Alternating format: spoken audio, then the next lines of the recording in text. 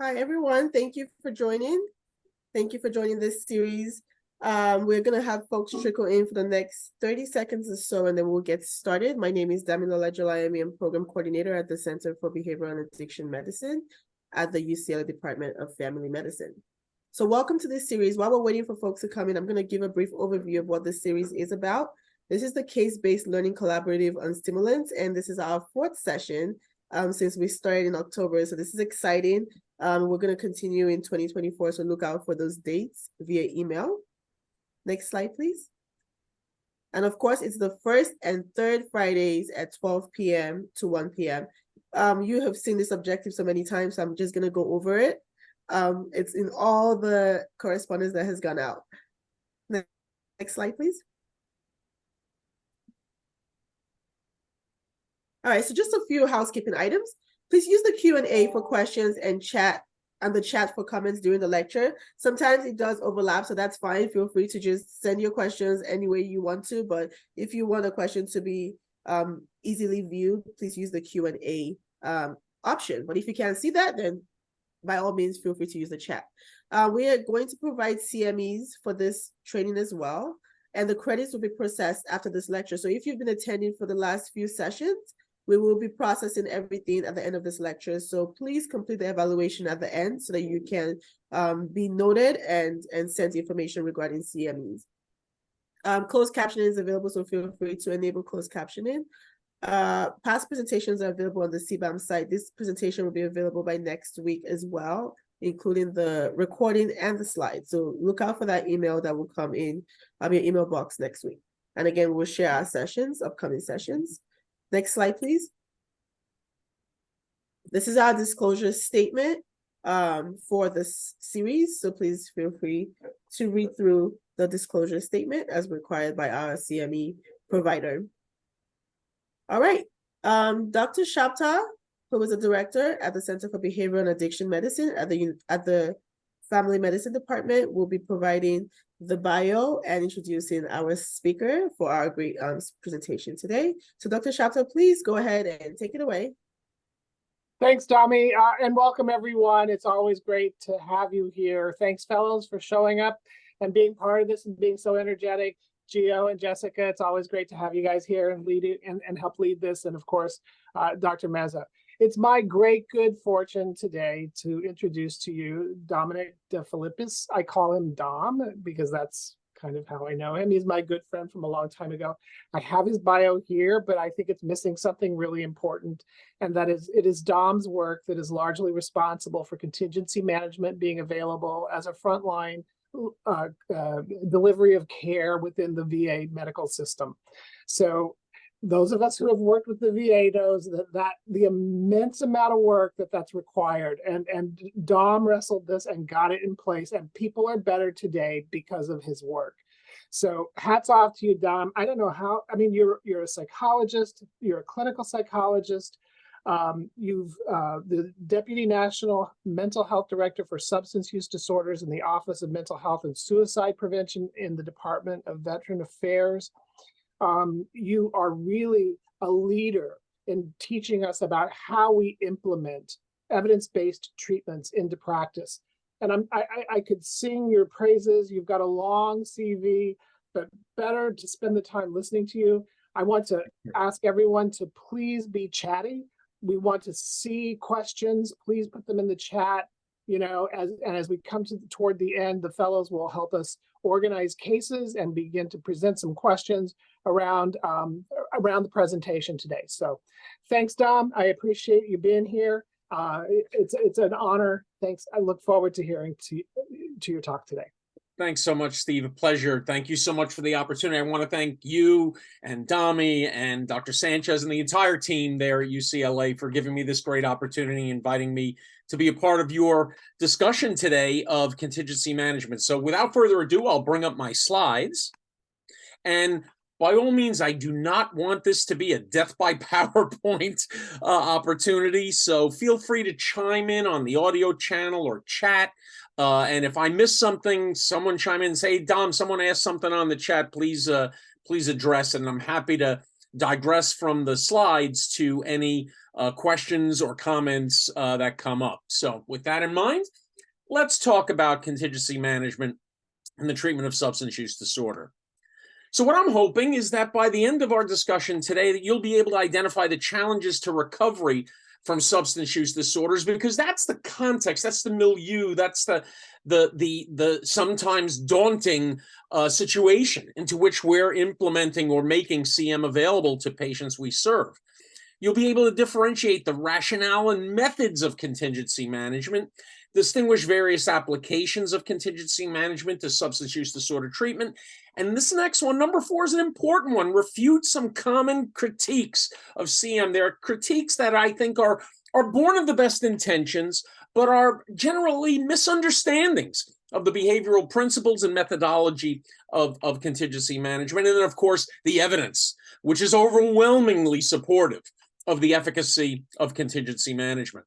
So let's start with this idea of the challenge of recovery from substance use disorder. Well, on one level, it's a neurophysiological challenge that you're all, I'm sure, very familiar with.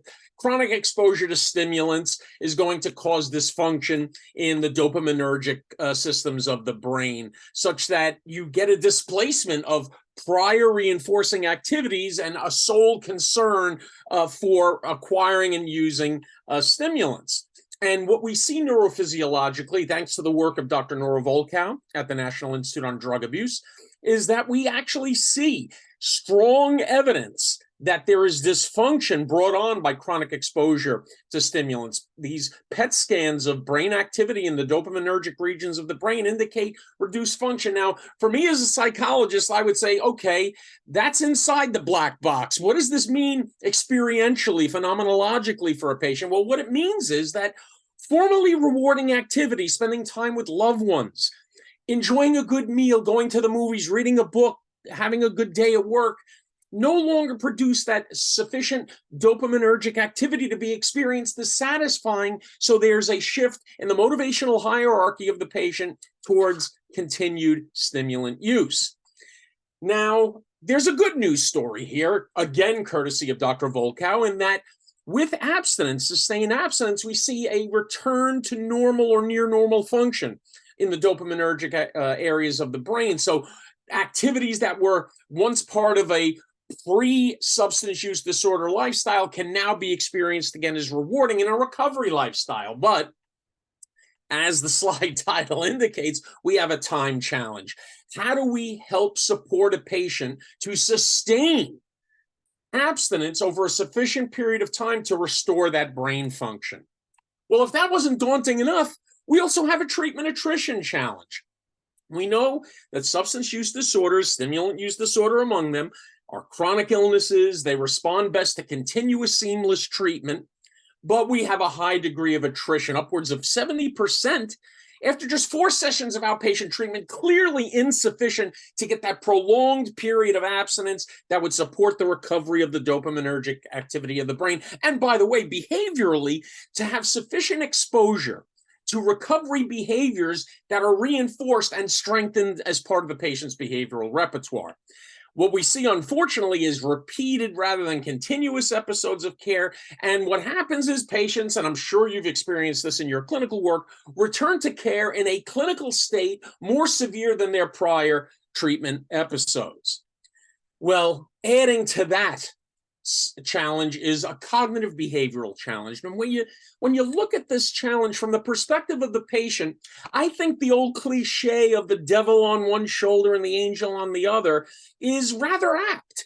On the one hand, you have substance use, the devil, that is basically very seductive in whispering to the patient, I can make you feel good right now. Oh, by the way, down the road, your chances of dying are going to increase. Your relationships will suffer. Your finances will crater. But that's down the road. Right now, I'll make you feel good. I'll take away those bad feelings. On the other hand, you have the angel saying, oh, hang in there.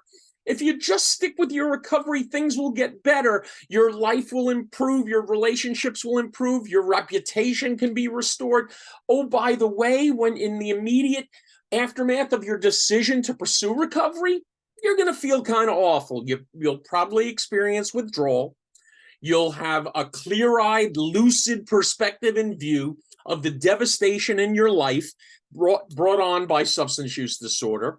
And you'll probably have to end what were immediately reinforcing, but nonetheless long-term harmful relationships. So it's a really daunting challenge.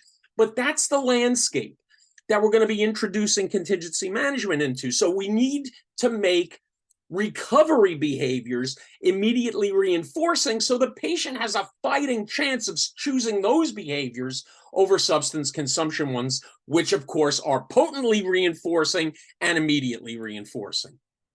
Well, a great example of this challenge is methamphetamine use disorder. Just looking at these effects, the short-term effects of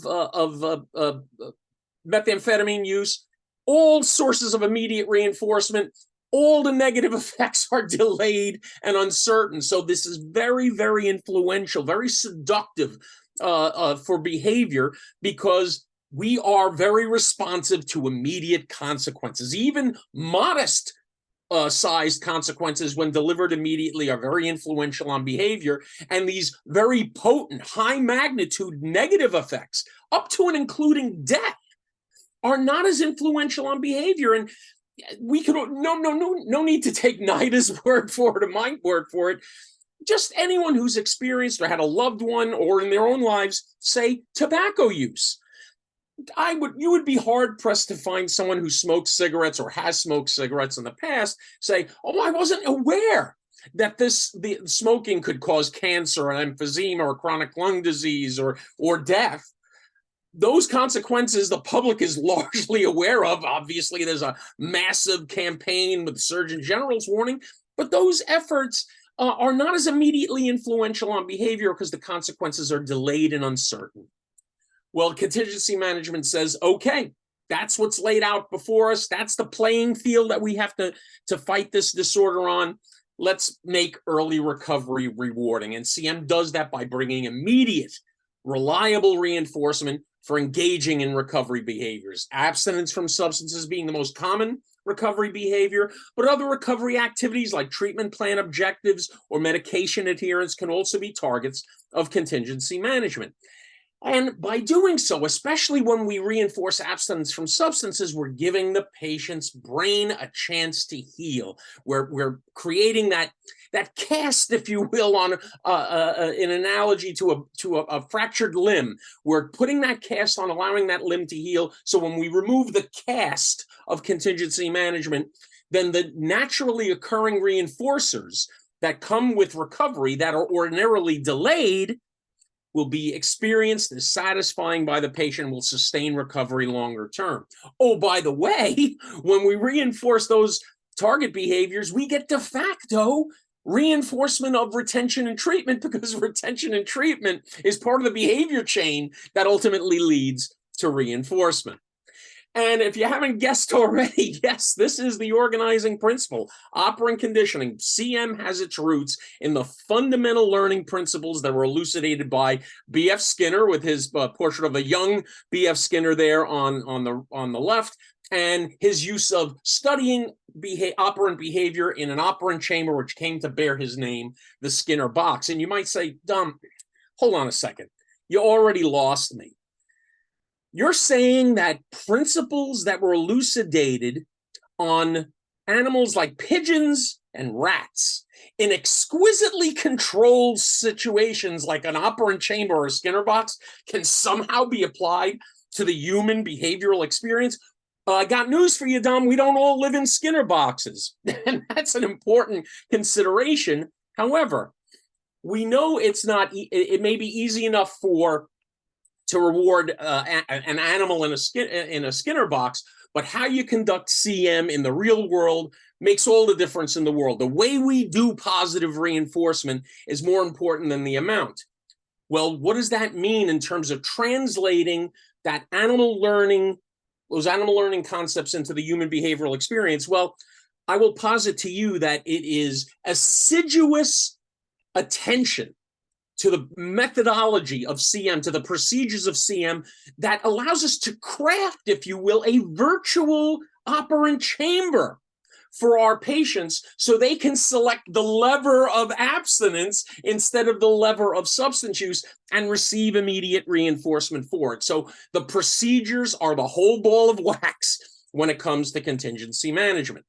So how does CM work? I will tell you that I believe this is the most important slide I'll present to you today, because within this slide are the 4 fundamental learning principles on which CM is based, because CM is the therapeutic application of operant conditioning principles.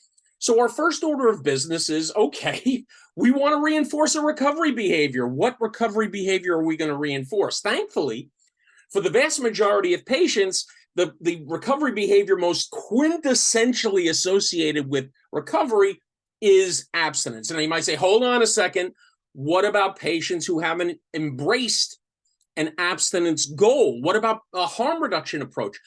Hold that thought. We'll address that in the refutation of some of the critiques, because I will posit to you that an abstinence-based CM is compatible with a harm reduction approach to treatment. But say we decide we're going to reinforce abstinence, our next order of business is, how do we know whether it occurred or not? Because that's going to determine whether we provide reinforcement or withhold reinforcement. And we have to do that objectively so that there's no question about whether the behavior occurred or not, that the patient and provider will always have an objective standard to make that call. And we do it with sufficient frequency so that we can reinforce that newly acquired abstinence behavior and strengthen it so it's sustained longer term. So when we do verify that the patient has been abstinent, typically with point of care or rapid drug testing, we provide immediate, tangible, desirable reinforcement. But we don't stop there. That's positive reinforcement right there. Behavior followed by a reinforcing consequence that adds a desirable reinforcer. Textbook definition of positive reinforcement. But we don't stop there, because in order to get consistent performance of the behavior, we want to differentially reinforce not only the behaviors that led to today's negative test result for stimulants, we also want to simultaneously reinforce the consistent performance of those behaviors over time. How do we do that? By escalating the size of the reward for consistent behavior. So there is escalating positive reinforcement, but that's just one of the 4 ingredients. The second ingredient is extinction. We withhold reinforcement when the target behavior doesn't occur. What's the power of extinction? Well, we've all experienced it. Have you ever gone to a vending machine that you didn't know was out of order? Put your money in for a can of soda or a candy bar or whatnot, press the button, didn't get your reward. You might take a few hits on that change return or smack the machine in the side, but you don't persist in the behavior because that behavior has undergone an extinction trial. Extinction is the very best procedure for eliminating an undesirable behavior, in this case, substance use. So when the patient doesn't test negative, they receive nothing. In addition to withholding reinforcement, we introduce a third learning contingency, the third active ingredient, which is a mild punisher. That is, when the target behavior doesn't occur, when the patient doesn't test negative, not only do we withhold reinforcement, extinction, we reset the size of the reinforcement from where it escalated to, based on consistent abstinence, back to the starting amount. So that's an aversive consequence following behavior, textbook definition of a punisher. And by introducing that punisher, we leverage the 4th active ingredient of operant conditioning in its application in contingency management, and that is negative reinforcement. Reinforcement by avoidance of an unpleasant consequence. So from the patient's perspective, not only am I motivated to maintain my abstinence, but by what I stand to gain, the escalating positive reinforcement, but also by my desire to avoid that punisher, that reset. So we've got 4 active ingredients working simultaneously based on operant conditioning to strengthen recovery and weaken substance use. Well, what behaviors do we reinforce? Well, it's operant conditioning. So theoretically, any volitional behavior can be brought under contingency management control, but the devil is in the procedural details, how you define that behavior, how you monitor it in order to provide immediate provide or withhold immediate reinforcement is crucial. And of course, the target behavior has to be one that the patient is capable of performing. Otherwise, it'll be an exercise in frustration for the patient. Now, in the treatment of substance use disorder, the most common behaviors that are subject to contingency management implementation are abstinence verified by rapid drug testing and treatment attendance. They can be both measured reliably, validly, objectively, and frequently. Now, you might say, well, hold on a second there, Dom. Drug testing isn't perfect. Absolutely, it is not. Neither point of care nor lab testing is perfect, but the decades of peer-reviewed, published scientific evidence on the use of rapid testing and the implementation of CM has demonstrated conclusively that it is sufficiently accurate to support CM and promote recovery behaviors. Okay, maybe you sold me on abstinence, but treatment attendance, are you telling me the patient only receives reinforcement just for appearing for treatment? I mean, patient could come to group and not contribute at all, maybe even fall asleep. Do they get reinforced? Well, I would agree with you as a fellow clinician that attendance isn't quite what we're hoping for. We would like participation. And I would pose to you, how do we measure participation? Is it eye contact? Is it number of utterances that the patient makes during group or individual treatment? Is it the quality of the utterances provided? We would run into a lot of challenges in operationally defining participation, whereas attendance is obviously self-evident. Now, other behaviors, medication adherence, also an appropriate target. Sometimes monitoring those behaviors can be a challenge. The gold standard now is using video recordings of the patient ingesting self-administered medication. Of course, that creates a logistic challenge. You've got to transmit the recording in real time and have an immediate reinforcement when that recording is verified as an episode of medication adherence. Now, recovery activities like treatment plan completion, cognitive behavioral therapy, homework assignments as another example, certainly can be targets, but the challenge there is, again, verified, whether they can be verified objectively and frequently. Let's take homework, for example. Is it just the turning in of a homework paper? Is it the quality of the homework? Is it the quantity of the homework? Those are all questions we would need to address in an implementation of CM for recovery activities like a homework assignment. Now, what are some of our implementation concerns? Well, some of them are procedural. There are two major models of contingency management. The original model that really has its roots, of course, in the work of B.F. Skinner, but also Nate Azrin, and the community reinforcement work he did, is voucher CM. And in voucher CM, the patient earns prescribed and escalating amounts, dollar values of reinforcement, vouchers of increasing dollar value with consistent performance of the behavior. That was studied very extensively in the 90s and early 2000s and continues to be by folks like Dr. Shoptaw, Dr. Steve Higgins at the University of Vermont, and Dr. Rick Rawson, and an array of other top world-renowned researchers. One of the challenges with voucher reinforcement, though, is that it tends to be a little bit more costly, in some cases perhaps too costly for implementation. So you have to be concerned with cost. The original studies of voucher CM showed that the amount of reinforcement over a 12-week course of CM for reinforcing abstinence from cocaine, for example, was anywhere from $800 to $1,200. And you might say, all right, stop right there. $1,200 to arrest a stimulant use disorder? That's cheap. Let's do it.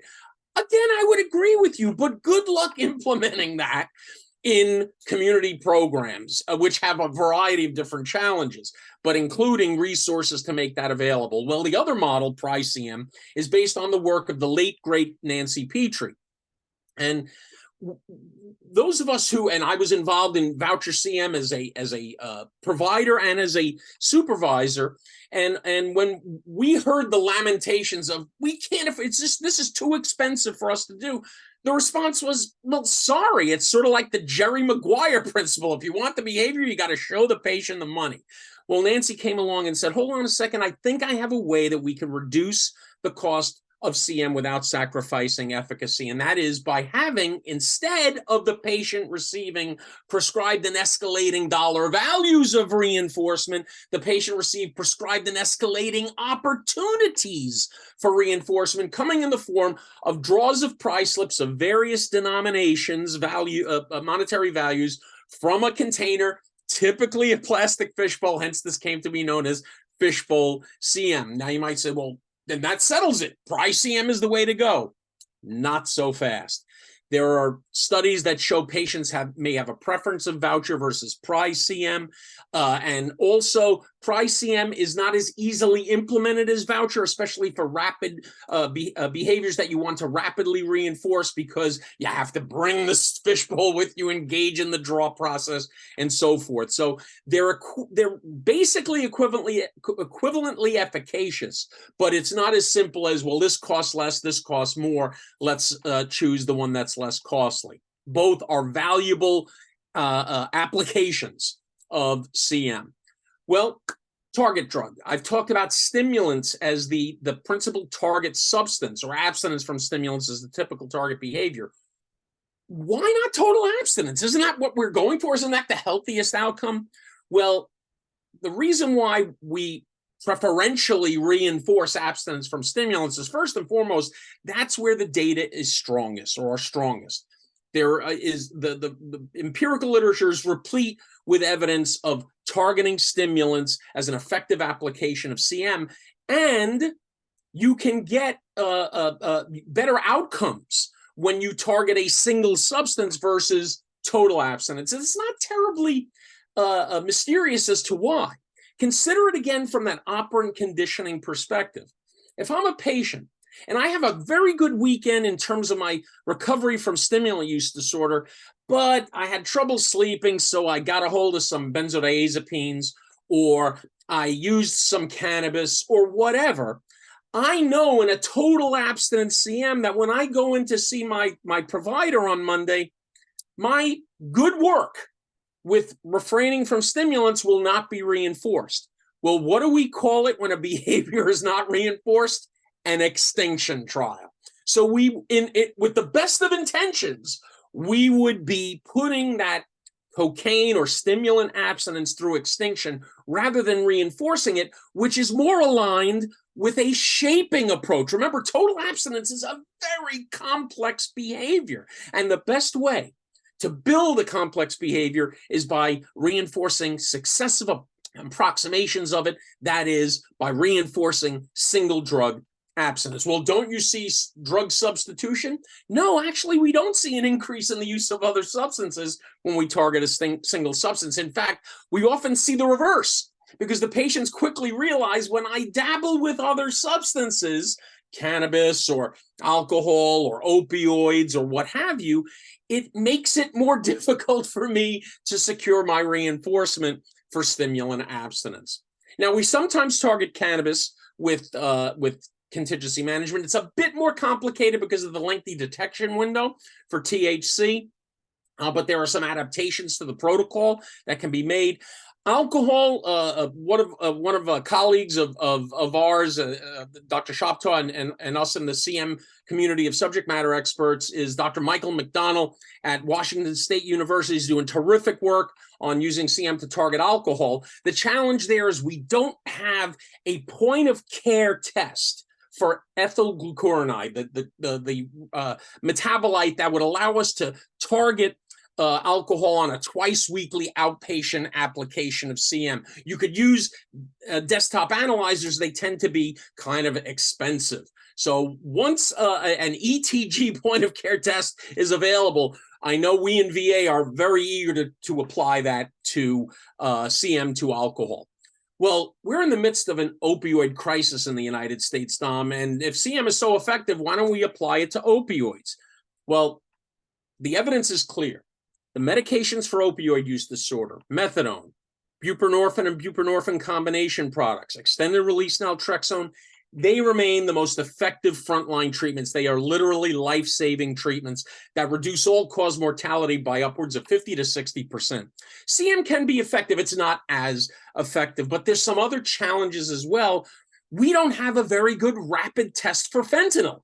And given the prevalence of fentanyl in our country, if you can't surveil fentanyl effectively, would be very difficult to target opioid use in an application of CM for promoting abstinence. In addition, you'd have to surveil all the opioids because a patient who obviously has physical dependence on opioids will seek any opioid to quell that withdrawal. So if you target a single opioid, you run the risk of missing other opioid use. And even if we did that, even if we had an effective, rapidly available test for fentanyl and we surveilled all the opioids, we'd still have a couple of additional challenges: differentiating medicinal methadone and buprenorphine from illicit methadone and buprenorphine. And finally, let's say you're able to overcome all those challenges. A patient who's successful in CM targeting opioid abstinence would run the risk, unless they were on one of the medications for opioid use disorder, run the risk that their success would make them more vulnerable to a fatal overdose due to the decrease in their tolerance because of their successful performance in contingency management. So how do we measure abstinence?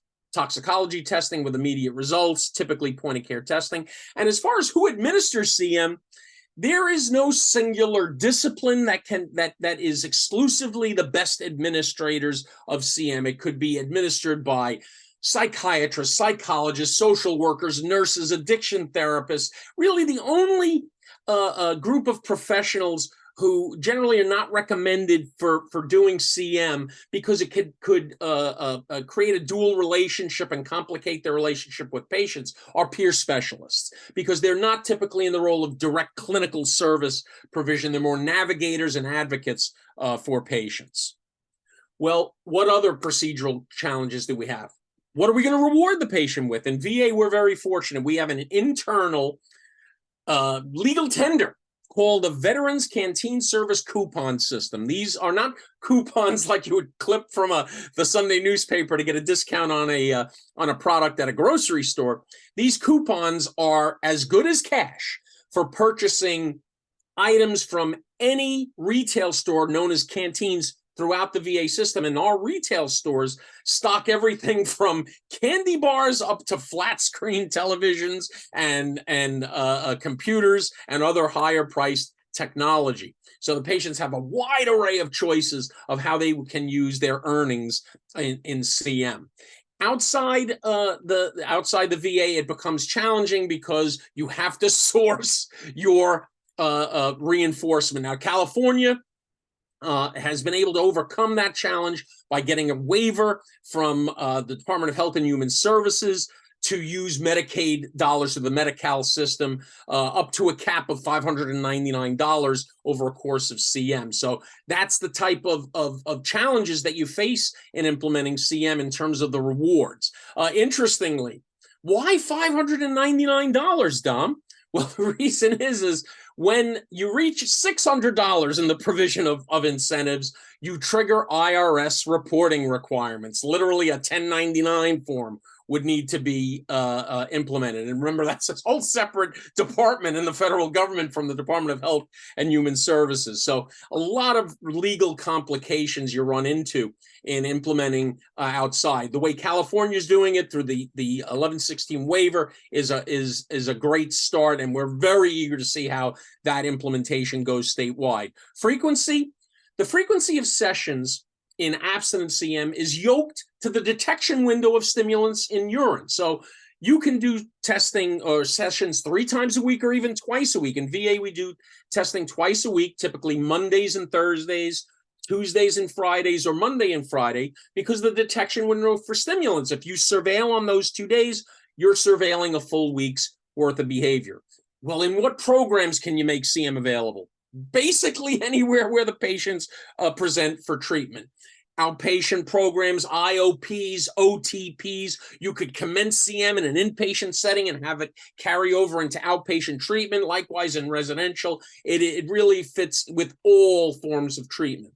Well, are there any contraindications? Anytime I should be wary of offering CM? Well, if a patient is on medications that could produce false positives for the target, say the patient's on a stimulant medication to treat attention deficit disorder, that could create a challenge, because how do you differentiate the medicinal use of the stimulant from the illicit use of the stimulant? Sometimes there are medications that produce false positives that are not stimulants themselves. You're probably aware of some, trazodone being one, bupropion being another. Now, sometimes the dosages and scheduling of administration of those medications can offset some of the risk of a false positive, but it's something one would need to attend to. You wouldn't want to use CM with its high frequency toxicology surveillance if those data could be used punitively for the patient, because that would contravene the entire purpose of CM. And the patient would perceive enrollment in CM as more of a threat than a benefit. So you have to be careful how the test results will be used.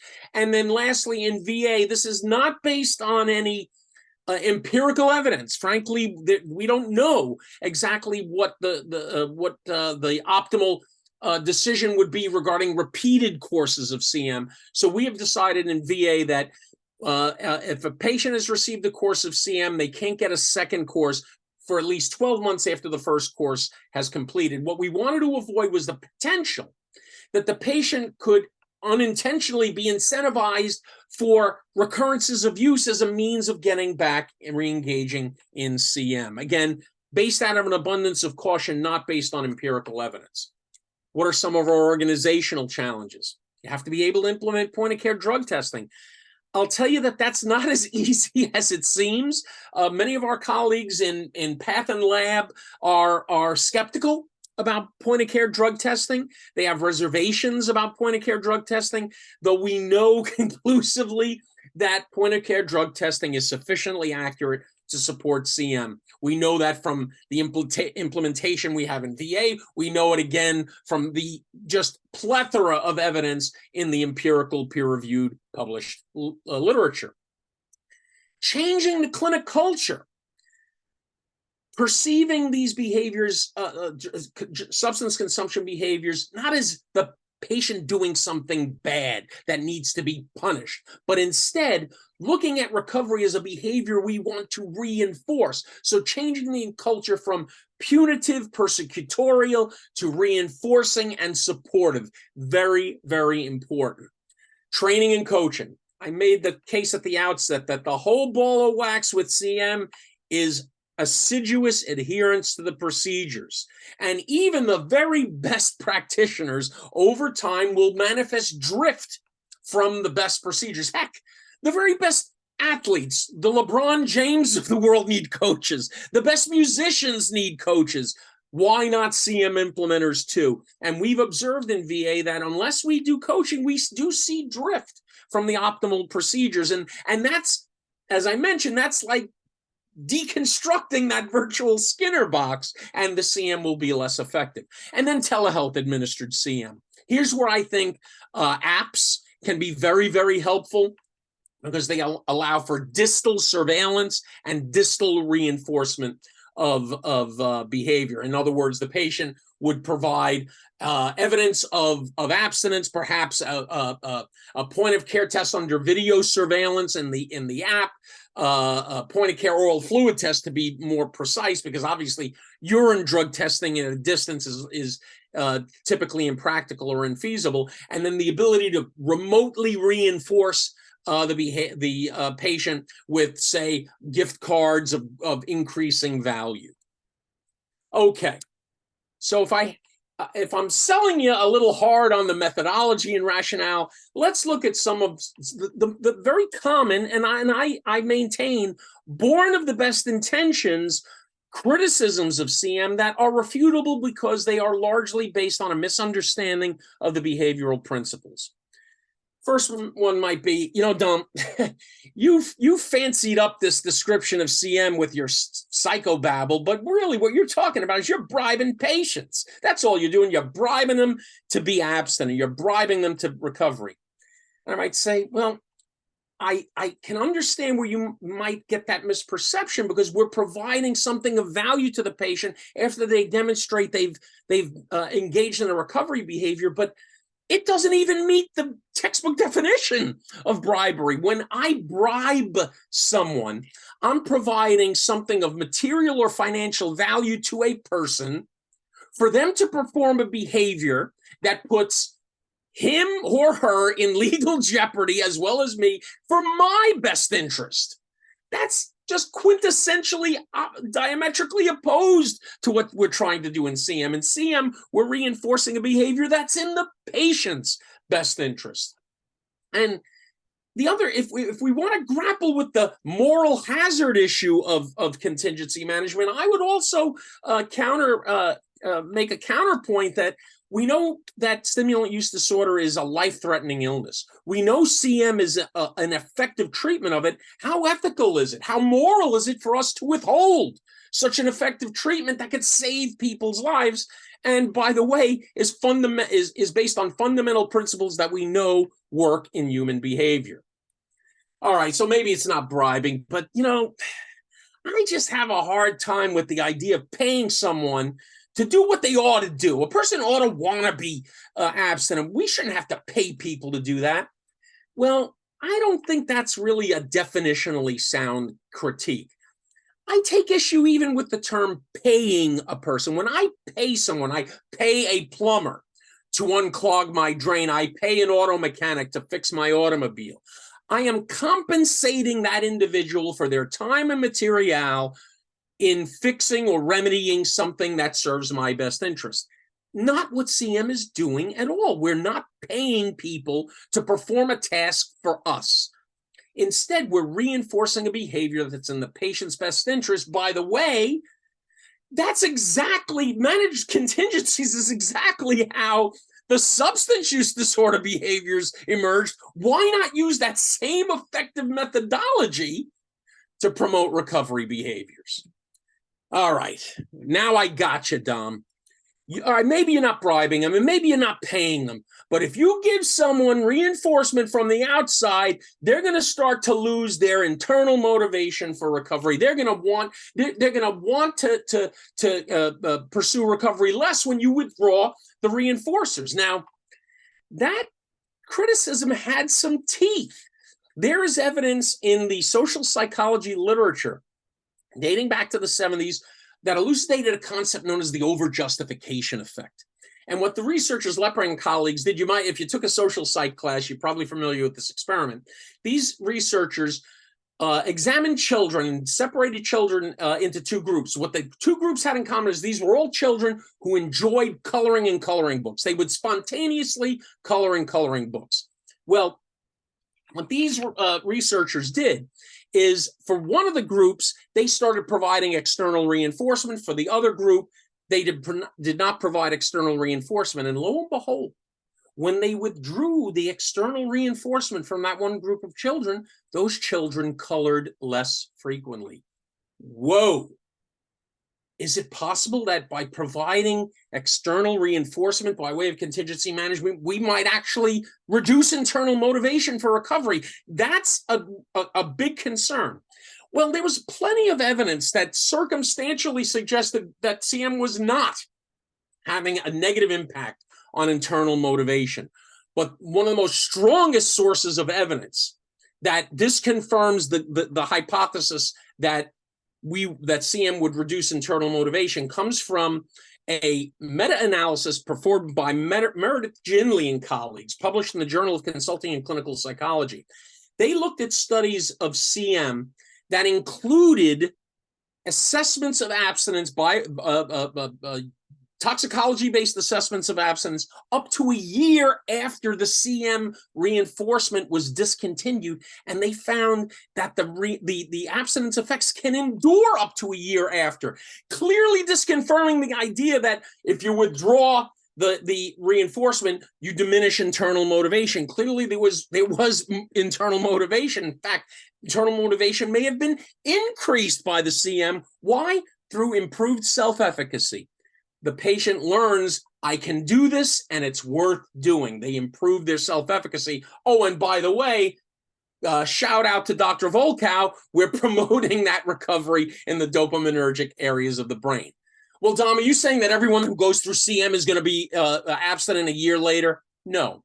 But I would also say that the critique posed to CM that when you withdraw reinforcement, when you withdraw the CM, you see a return of the symptoms of the disorder is a critique that I believe has some roots in the stigmatization of substance use disorder. Why do I say that?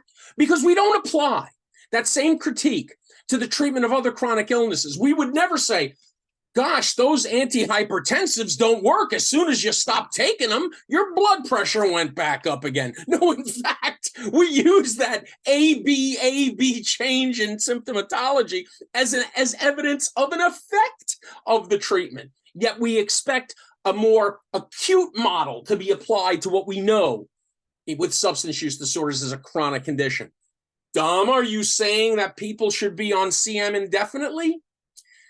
I think that's an open question. I think there may be, and I'm speculating, there may be people whose dopaminergic area of the brain has been rendered so dysfunctional by chronic exposure to substances that they might need enduring courses of CM. And why is that so controversial when we embrace, justifiably and rightly so, enduring indefinite applications of medications for chronic illnesses and medications for substance use disorder, buprenorphine, for example? The CM effect stops when you stop CM. Again, the problem with that is, I think, based in stigma, based in the idea that we're applying an acute model perspective on substance use disorder when a chronic disease model is more appropriate. Now, we know that the best predictor of long-term abstinence is the lengthier period of abstinence you could promote during treatment. In fact, the gold standard outcome in the substance use disorder treatment research literature is known as the longest duration of abstinence, the LDA. It is the best predictor of long-term abstinence. We know CM is really good at extending the LDA. So, of course, the longer we can extend the LDA, sometimes by what might need to be a lengthier course of CM, the better the chance of the patient's enduring abstinence. Well, Dom, what is the optimal course of CM? Well, that also remains an open question. For some patients, it might be 24 weeks. For other patients, it might be 32 weeks. It might be 52 weeks. Where the evidence is strongest right now is 12 weeks. Not that there is evidence disconfirming longer duration CM. It's just that we don't know with precision which patients would need a lengthier than 12-week course versus a 12-week course. And if we just gave everyone a very lengthy course, we could be potentially providing superfluous treatment to patients who would have done just as well with a briefer course of contingency management. We have a couple questions. Yes, please. The first one was actually one that I put in because I remember seeing CM in practice, but one of the issues you run into is, what if the patient just gives up? They did something this past week. They know they're going to test positive, so they're not even going to show up to their test. Is there a role for even motivating ongoing participation, regardless of what the drug test result might be? It's a great question. There are some patients who will take that approach. It's really, I believe, a manifestation of Alan Marlat's abstinence violation effect. The idea of making an internal, stable, global attribution of failure, when in fact it should be an external, unstable, a specific attribution of failure. A couple of ways to address that. Number one is to explain at the outset to the patient that showing up for a session is essentially, there's nothing to lose. Because if you show up for the session and you test not negative. We like to use the term testing not negative instead of testing positive, as to avoid confusion with positive references to positive reinforcement. So when the patient, if a patient believes that they're going to test not negative, we say, why not come in anyway? For a few reasons. Number one, as we explain with the rules of CM, the test is the sole and exclusive arbiter of whether you get reinforcement. So if enough abstinence since your last episode of use has taken place that you test negative, we're going to reinforce you. And the patient might say, wait a minute. I just told you I used. I come in and I test negative, you're going to reinforce me? Yes, we are. I don't understand that. How could that be a good idea? Number one, you engaged in a very good recovery supportive behavior. After an episode of use, you came back into treatment. Number two, after that episode of use, you engaged in abstinence of sufficient length that it was detected, and we want to reinforce that behavior. So providing reinforcement under those circumstances makes sense. So there's really nothing to lose by coming in and testing. Oh, by the way, it's also how we explain the role of toxicology testing in SUD treatment in general. It's not meant to be persecutory. It's not meant to catch someone doing something wrong. It is part of the assessment of symptoms of the disorder. We don't have an MRI for substance use disorder. We don't have a CT scan for substance use disorder. We use other methods of assessing the presence of symptoms. And how we respond to those symptoms, I believe, will go a long way in helping a patient understand that it's worth coming in when I experience a symptom rather than avoiding treatment. When I have a pain, I want to go see my primary care doctor. I don't want to avoid the primary care doctor because there's no shame, there's no guilt in me having that pain or that symptom. Part of our challenge is eliminating the stigma that leads to that detachment from treatment. And CM always maintains an optimistic perspective. You didn't get reinforced this time. There's always the next time for you to get reinforced. So we always make the encounters, whether reinforcement is provided or not, as a very pleasant, encouraging encounter for the patient. That's really helpful. I guess the follow-up question is then, say this patient does keep coming back, but their substance use disorder is so severe, they're not able to like be abstinent for however long it takes for their test to turn turn negative. What do you do then? How can you manage that? I think you apply the same kind of shared collaborative decision-making that you would with a patient who isn't responding to any evidence-based treatment. Now, if the patient continues to come back and we're having an ongoing discussion, what I would encourage a CM implementer to be doing is not relying solely on the test results as the only data that's available for us in our shared decision-making. I would be using additional assessment data to talk with the patient and say, hey, I know you haven't been able to produce a negative sample, but let's take a look. In the VA, we use the brief addiction monitor. Let's see how your craving has changed over time, how your use of self-help, mutual support has changed over time, your exposure to risky situations.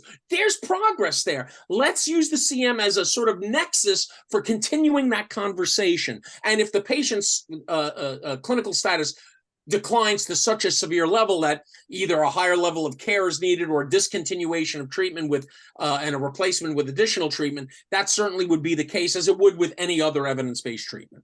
I see. But you wouldn't be necessarily rewarding those other measures, right? Because you would still want to stick with, the measure that you agreed to and rewarding that one.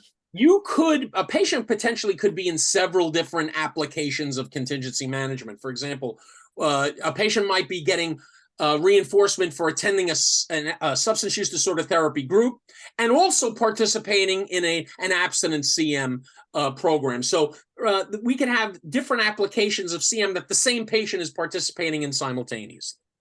I see. Okay, thank you. I have a quick question, Dr. DePhilippis. Please. What if we have patients with comorbid conditions, especially psychotic conditions, or maybe not purely psychotic, but meth-induced psychosis?